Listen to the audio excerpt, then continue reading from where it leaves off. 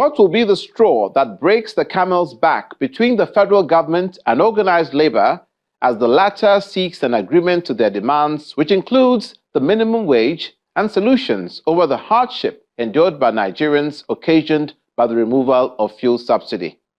That's our focus on Special Report.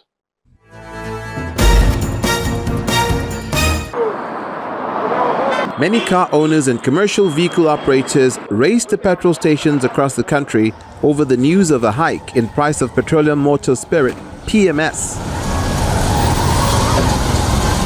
In less than an hour, the Nigerian National Petroleum Company Limited, as well as independent marketers, switched gear to a new price.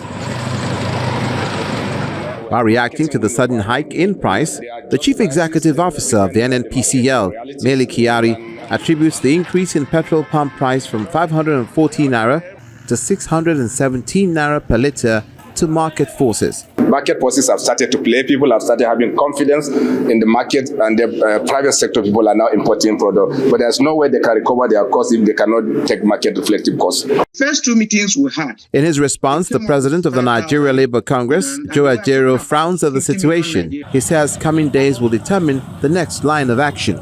So I think Nigerians should look at it while we're on standby, waiting for this action. Because if whether there will be any clash, yes. Well, how and when it will start, Nigerians should determine in the next few days.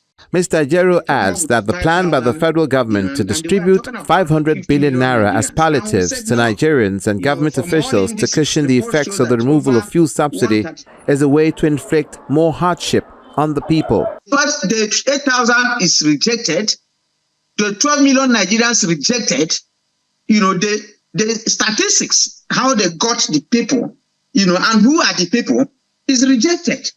You have to sit down and find out the people and the parameter for the selection of the people. You have to select the amount, that because that 8,000 is an Uber for a day to move it from one direction to the other. You have to equally look at how many Nigerians are the poorest of the poor. The hike in the price of petrol is also having an impact on other sectors, as the price of transportation, food items, and other services have increased as well. There is victory for us. Solidarity songs from members of the National Executive Council of the Nigeria Labour Congress, NLC, and the Trade Union Congress, TUC, rent the air as the two labor centers prepare to brief journalists on the resolutions from their separate meetings held earlier at the time. TUC, NLC, stronger together. The labor leaders have been at loggerheads with the federal government since the removal of subsidy on petrol 3 months ago.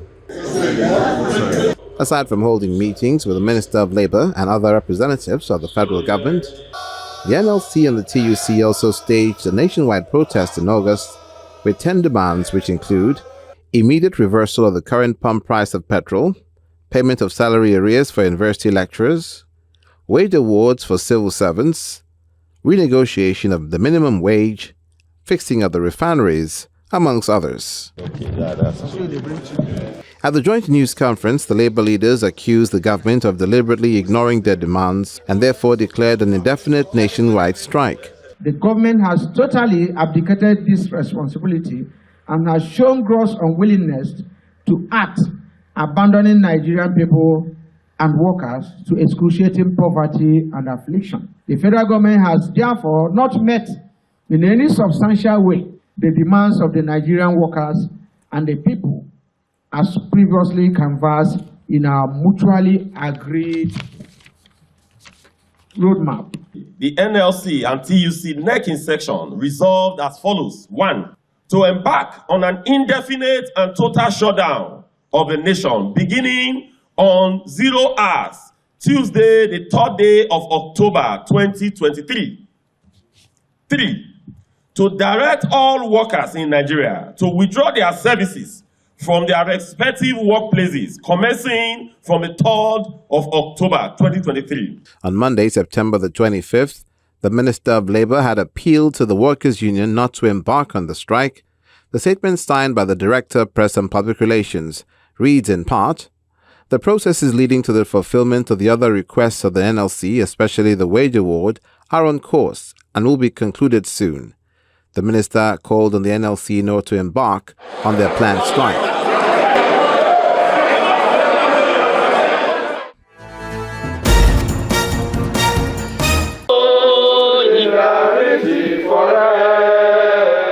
Over the years, the Nigeria Labour Congress, the NLC, and the Trade Union Congress have continued to engage the government in negotiations for the rights and welfare of Nigerian workers.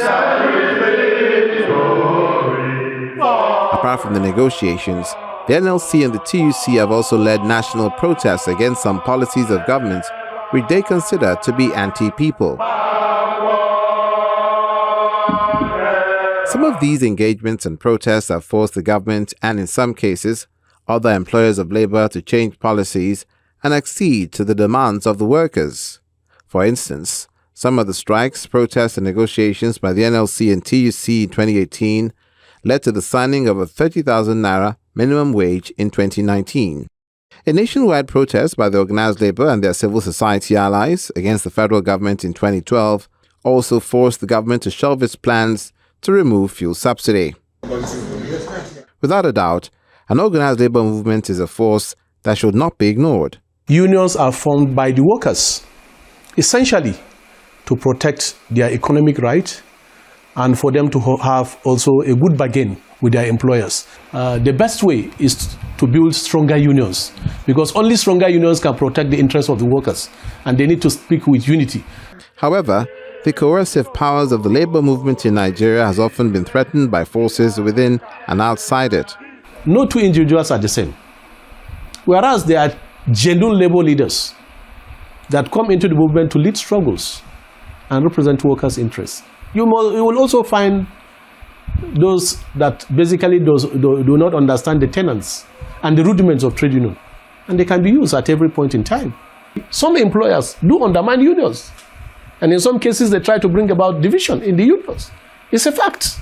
In 2016, an internal wrangling within the NLC leadership birthed a splinter group called the United Labour Congress. A similar development played out in the academic circle when in 2022, the federal government registered the Congress of United Academics and the National Association of Medical and Dental Academics, probably to weaken the powers of the Academic Staff Union of Universities, ASU. Probably to weaken the powers of the Academic Staff Union of Universities, who were at that time on an 8-month-long strike. The Honorable Minister of State. Whereas the NLC and the TUC have on several occasions worked together, they've also worked at cross purposes in some cases, a situation that became evident in the negotiations with the federal government. The NLC has been the foremost labor center in this country, foremost, before the birth of TUC. And without prejudice, TUC has its own independence. They operate. However, you have been going to ILO. In every ILO is the NLC or any international organization that is invited. And any other trade union, there may be 4, 10 tomorrow, will line behind NLC. We take decisions based on information available to us. We take decisions based on the mood of a nation and what we think is right for our members and what we think is right for Nigerians. So if you say there is a crack, well, you can interpret it, but for us and left for us, we are addressing the issues to the best of our ability and what we think will be to the best of Nigerians at all. TUC NLC, stronger together. However, at a news conference on Tuesday, September 26, the NLC and TUC had played down their differences when they declared an indefinite strike to begin from the 3rd of October, 2023. In the days ahead, many Nigerians will be watching to see how the NLC and the TUC engage the government in matters relating to workers' welfare, rising cost of living, and the general well-being of the Nigerian worker.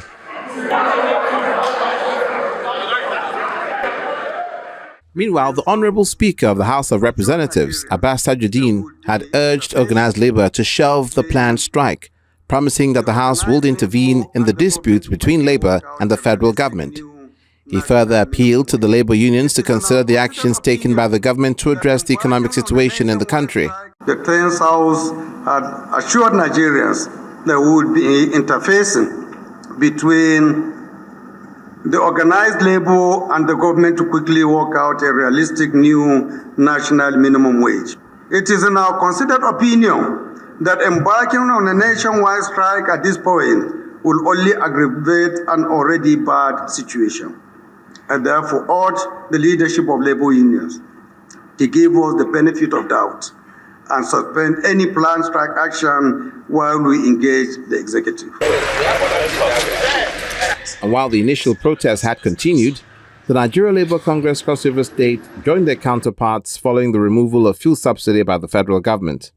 Speaking shortly after a tour across various ministries in Calabar to ensure they're all locked, State Capital, NLC Chairman Comrade Gregory Olayi explained that the strike is a way of expressing the economic effects of fuel subsidy removal on the people. We are out this morning to see how effective we are in mobilizing for the warning strike. I think from what we have gathered here, or what we have seen on ground, we have succeeded in asking our members to stay at home. There is nobody in any of the offices we've been to. We are standing right in front of the Office of Head of Service, Cross River State, and there is nobody in the office. All the buildings here are under key and lock. The gates, you see, is also under key and lock. We have been to so many offices. They are also under key and lock. So we thank God that our members are feeling the impact of what the government of today is doing to the citizens of this country. So they have complied completely with our warning strike.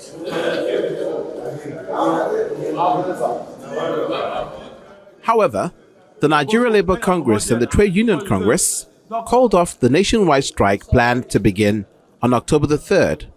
The suspension is for a 30-day period, which according to them is to help the government to implement the agreement that it reached with the unions.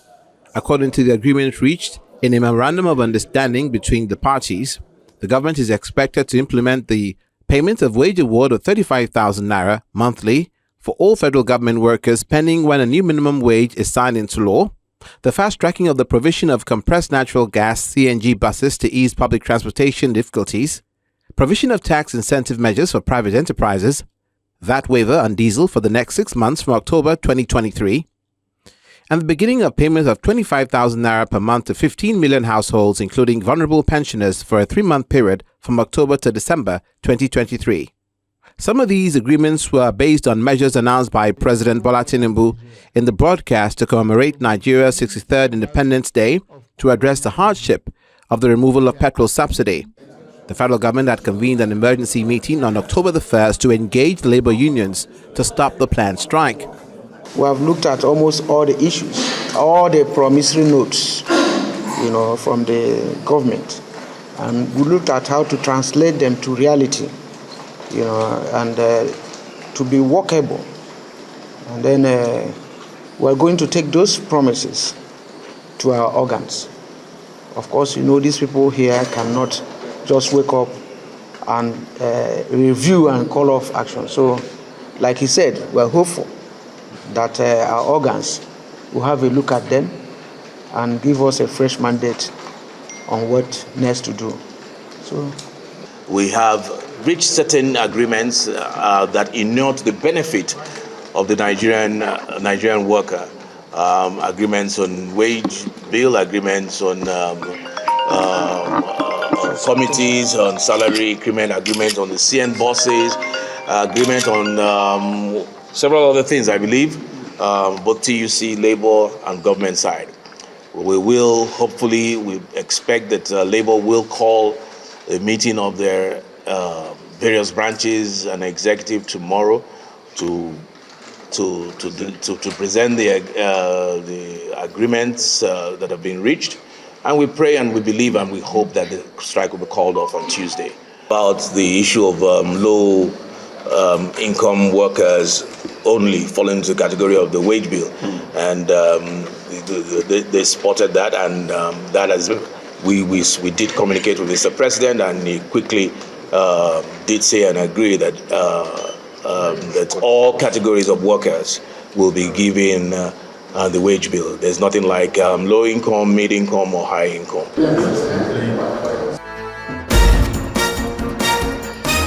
And joining me now is the chairman, Lagos State Chapter, Nigeria Labour Congress, Mrs. Fumi Sesi. Thank you so much for making out the time to be with us. Thank you so much. Now, the Nigeria Labour Congress had its work cut out for it. Are you pleased with the developments so far that led to the suspension of the planned October 3rd Nigeria Labour Congress strike? Yeah, thank you very much. At least for now, it's not that we're totally comfortable, but at least we have something that we could be proud of, that the leadership of the labor centers has been able to get from the federal government. Something is in the kitty, and we still have other promises that within a space of a time, we want to see how faithful the government will be on their side in the implementation of the agreement. So for now, we are at least grateful that we could achieve some level of greatness in the negotiation. You had a number of demands, inclusive of which is the minimum wage for Nigerian workers, also the issue concerning the hardship that Nigerians are going through because of the removal of fuel subsidy. Prior to this, Labour usually has a pattern where you would announce a strike, it'll be suspended, and there was some school of thought that thought, okay, maybe this was going to be more of the same thing.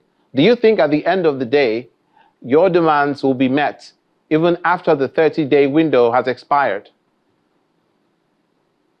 Well, for this period, what we've been able to do is more than just promissory notes. We've been able to extract an MOU, and also we've been able to file it at a competent law, court of law.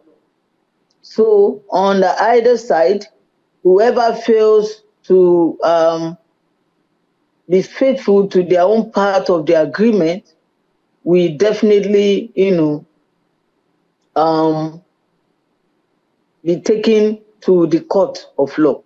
Well, in the past, we have seen many of the promises and the government will not respect it. But I'm so sure that I'm not the spokesperson for this government, but I'm very, very sure that this government will not want the administration. It's too early for them to start leading them into any imbroglio with the labor. So for them to have applied wisdom to resolve the issues with labor amicably, I think they will not want to go into any issues with labor so soon. So I feel they will adhere strictly to the terms of agreement. You've been at the forefront. Yeah, you've been at the forefront of agitation for the livelihood of Nigerian workers, especially those of Lagos State, from way back in 2020, when you were championing the cause of the implementation of the minimum wage, for which President Buhari at that time in 2019 had signed into law, but which was yet to be implemented in Lagos State. What's the situation of the labor movement vis-a-vis the workers' welfare in Lagos State at this time? The minimum wage during President Buhari was implemented in Lagos State. Indeed, the federal government paid 35,000, but Lagos State government paid, federal government paid 30,000 then, but Lagos State government implemented 35,000, a little above the federal government. But with this one now, that our national body has just gotten, is a cash award, it's not the minimum wage. In fact, part of the agreement that was reached by the labor and the government is that they should inaugurate a committee, tripartite committee, that will sit and then we determine the new minimum wage. because we are due to, start negotiating another minimum wage for the workers generally across board in the country. So there will be a tripartite committee that will be formed, and that should happen within the next 1 month. It is part of the agreement. So the 35,000 naira cash award will not leave the Lagos workers out of it, because it's also part of the agreement. Even though they negotiated with the federal government for federal workers, but it's part of what was requested by Labour, that we are negotiating for workers, all workers, irrespective of any level of the tier where you work, whether the federal, the state, the local government, and even the private sector. So this cash award for 6 months is also going to be applicable to the workers in the state. So, and we have written to the state government, Lagos State, to implement the cash award of 35,000 naira to workers in Lagos State. Was there any, at the beginning of this, consideration of the position that this federal government finds itself in, not in the best of shape economically, at the beginning of a new administration? Do you think some of these promises are sustainable? Yes, we were very considerate in our demands from the federal government, even though we demanded something higher. But at the end of the day, we also look at all the indices, as we know that this administration took over from the angle of pile up of debt. And it was on that basis too that we also know that some of the states are not equally vibrant economically. They are not yielding economically. And we also took into consideration the private sector, the economic reality on ground. And that was what informed the basis in which our leaders, they agreed and they acceded to the 35,000 naira cash award, at least for now. And also to help this administration to get them into a right perspective and into a footing of, starting their administration into how they can mitigate and see how they will start to function and yielding positively economically. That was why we agreed to now set up the new minimum wage committee, and also we agreed to the 35,000 naira cash award to mitigate the negative impact of the subsidy removal. If not, we will have been asking for more. But because we know what the administration met on ground, that was why we agreed to that. And it was indeed a very reasonable consideration from Labour to the government. They should be appreciative of what the workers has done for the government. Aside from that, Nigerians are really going through a hard time, and this obviously will mitigate the effects in certain parts of the country, of the sectors. But what about the rest of the people?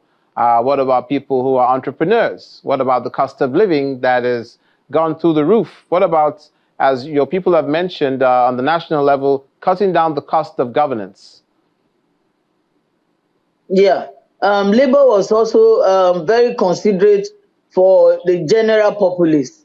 We weren't even thinking about the workers alone, but we also took an extra mile to also talk for, general populace. We also talked for those who are in business, micro and small and medium scale enterprise. We spoke for them. And the federal government has agreed subtly that they will make provisions for financial obligations and financial assistance to enterprises in micro and small and medium scale enterprises. Aside from that one, we also talk about industries, and also for those who are also in the informal sector, like people that are trading, that have to move goods from one place to another, that are using a truck to move goods. And that was what informed why Labour has to ask the government to remove the VAT on the diesel. Now the cost of diesel is about 1,200. But by the time the government reduces and removes the VAT on the diesel, it will bring down the cost of the diesel, and that will also bring down the cost of moving of goods from one destination or the other across Nigeria. They use articulated trucks to move farm produce from the northern part of the country to the south. They want to move cows, tomatoes, peppers, vegetables from one place to the other. And as well, moving of goods items from the southern part to also the northern part. By the time we are doing this cross communal tradings and using of articulated vehicles, with the VAT that the government have agreed to reduce within the next 6 months, it will also reduce the cost of goods and services. And we hope and we pray that these measures come to fruition. And we thank you for coming and being with us on Special Report this day. Mrs. Fumi Sesi, the National Labour Congress State Chairman, thank you for being with us today. Thank you so much for inviting me to be on this program. And thanks to Nigerians. God bless Nigeria. Strikes, industrial action, protests, and the like are symptomatic of a deeper problem. In this case, it's hoped that the nucleus of these challenges is addressed as Nigeria strides into a new year of continued independence. For Special Report, I'm Olumide Makolu.